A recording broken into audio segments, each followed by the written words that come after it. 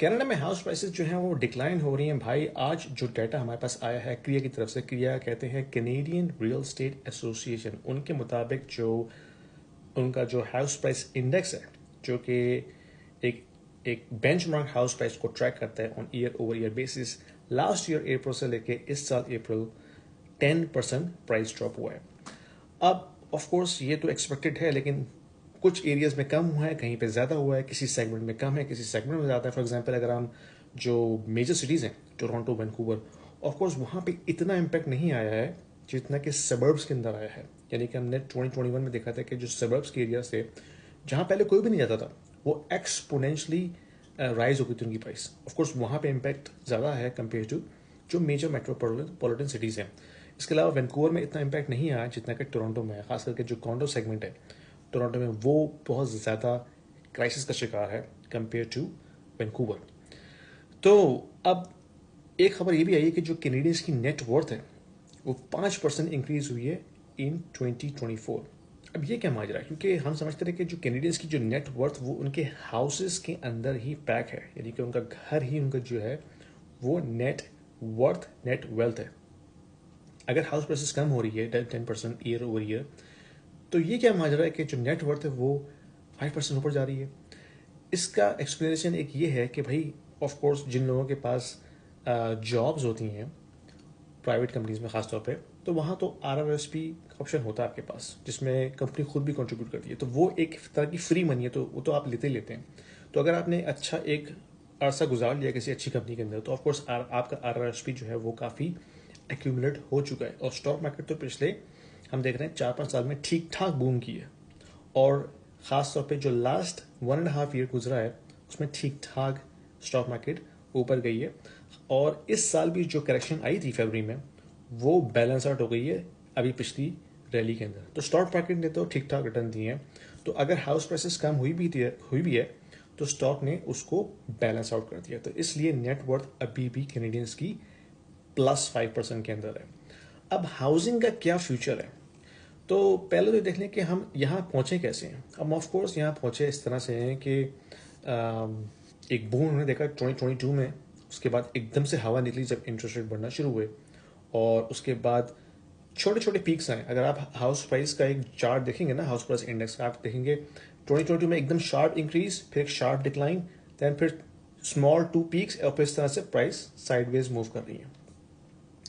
तो of course जो condor का सेगमेंट है टोरंटो में, वो तो अभी भी स्ट्रगल करेगा, क्योंकि मैंने पहले भी अपने बताया था अपनी वीडियो में कि भाई वो जो 400 स्क्वायर फुट का कॉन्डो बनता था ना, वो कोई फैमिली नहीं लेगी, वो इन्वेस्टर ही लेता था फ्लिप करने की नीयत से। अब वो इन्वेस्टर नहीं है, अब उसको वो जो अपॉर्चुनिटी है वो नजर नहीं आ रही, नंबर्स मेक सेंस नहीं कर रहे। तो जिनके पास अब वो कॉन्डोज हैं, वो उनको ऑफलोड करने के चक्कर में लगे हुए हैं, उनको बायर नहीं मिल रहा। तो that segment particularly will struggle a lot, उसकी प्राइसेस ठीक ठाक नीचे आएंगी।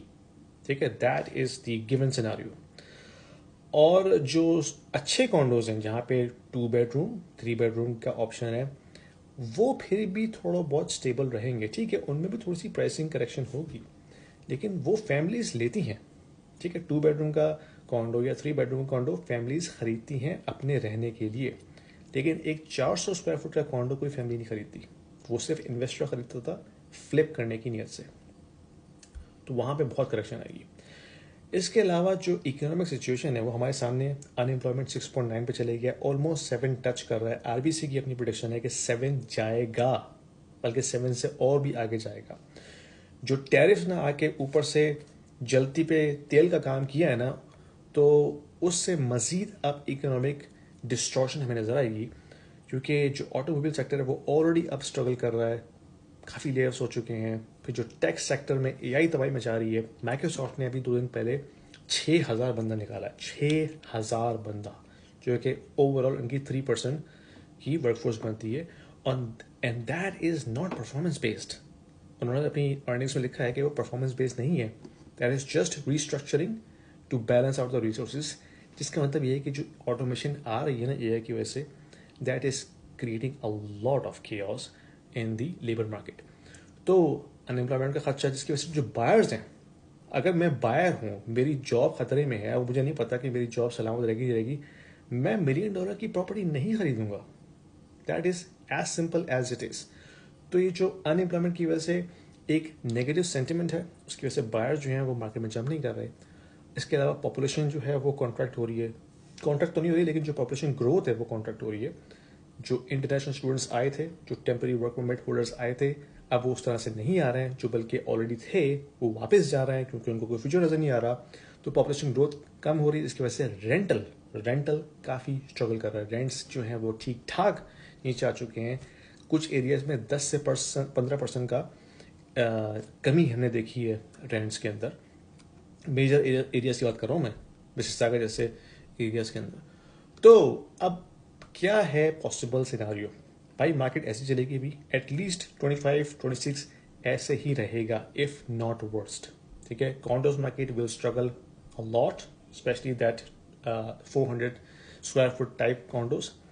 लेकिन जो सिंगल फैमिली होम्स है ना, दे विल सर्वाइव, क्योंकि वो इतने बनते नहीं है। अगर हम स्कार्सिटी की बात करें ना, कॉन्डोज तो बेतहाशा बनते हैं, तो वो तो स्कार्स है ही नहीं। लेकिन जो सिंगल फैमिली होम है वो एक स्कार्स एसेट है, वो इतने नहीं बनते। और अभी जो हाउसिंग स्टार्ट का हमने डाटा देखा है, that is falling of the Cliff.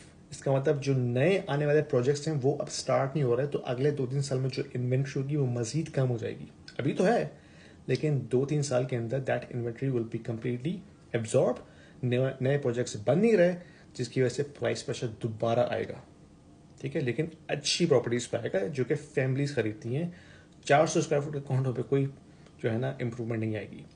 तो मेरा तजजिया ये कहता है कि भाई इकोनॉमी स्ट्रगल कर रही है, मजीद स्ट्रगल करेगी, अनएम्प्लॉयमेंट मजीद बढ़ेगा, जिसकी वजह से बायर सेंटीमेंट मजीद बिगड़ेगा। तो प्रॉपर्टी मार्केट का इस वक्त रीबाउंड होने का चांस बिल्कुल भी नहीं है 2025 में। हो सकता है 2026 के मिड में जाके, जब अगर इकोनॉमी अच्छी हो जाए, बायर सेंटीमेंट अच्छा हो जाए, then may be we can expect something. But right now nothing. अगर आप बायर हैं, you have a good opportunity to negotiate well. अगर आप सेलर हैं, you have to think twice before dumping that property. अगर ऑफकोर्स वो आपकी rental property है और वो नेगेटिव कैश फ्लो जनरेट कर रही है, than it is better to dump it. लेकिन अगर वो आपका परमानेंट रेजिडेंस है, उसमें रहते रहें यार, जब तक आप रह सकते हैं, उसको फिर बेचने की क्या जरूरत है? अगर हाउस प्राइस कम हो भी गई तो क्या फर्क पड़ता है, आप रह रहे हैं उसमें। ठीक है, आपने किराया भी देना ही है। तो अगर आप रह रहे हैं उसमें, ठीक है, थोड़ा सा आपको मॉर्गेज महंगी पड़ रही है तो उसको थोड़ा सा रीस्ट्रक्चर कर लीजिए, इतना कर लीजिए ताकि वो आपके लिए अफोर्डेबल हो जाए। एमोटाइजेशन थोड़ी सी बढ़ा लीजिए, या बेसमेंट को किराया उठा लीजिए, कुछ ना कुछ करके आप उसको एडजस्ट कर लीजिए। लेकिन that's not a time to dump the property unless you really have to. Anyway, अगर इन चीज़ों को आपने समझना है तो मेरा एक कोर्स है छोटा सा, understanding the macro fundamentals. Link आपको मिल जाएगा डिस्क्रिप्शन में। बड़ा ही आसान लैंग्वेज के अंदर मैंने बनाया, वो मैंने बनाया ही उन लोगों के लिए जिनको इन चीज़ों की नॉलेज नहीं है। मैक्रो कैसे काम करता है, इन्फ्लेशन क्या होती है, किस तरह कंट्रोल करते हैं इन्फ्लेशन को, इंटरेस्ट रेट क्या इंपैक्ट होता है, मॉनेटरी पॉलिसी क्या होती है, ये सारा कुछ कैसे चलता है। It's all design in that course. अगर आपको इंटरेस्ट है, लिंक आपको मिल जाएगा डिस्क्रिप्शन में, जाकर इसको देखिए। It will at least give you enough information to think ahead, way more than a retail investor. इसके अलावा मेरी एक व्हाट्सएप कम्युनिटी है लाइक माइंडेड पीपल की, जो कि एक साथ एक दूसरे को पुश करते हैं, आइडियाज़ देते हैं, डिस्कस करते हैं चीज़ें। अगर आपने ज्वाइन करना है इसको तो इसका भी लिंक आपको मिल जाएगा। And be part of it and grow together. अपना ख्याल रखें, पसंद आए वीडियो शेयर कीजिए, लाइक कीजिए और सब्सक्राइब जरूर कीजिएगा। Thank you.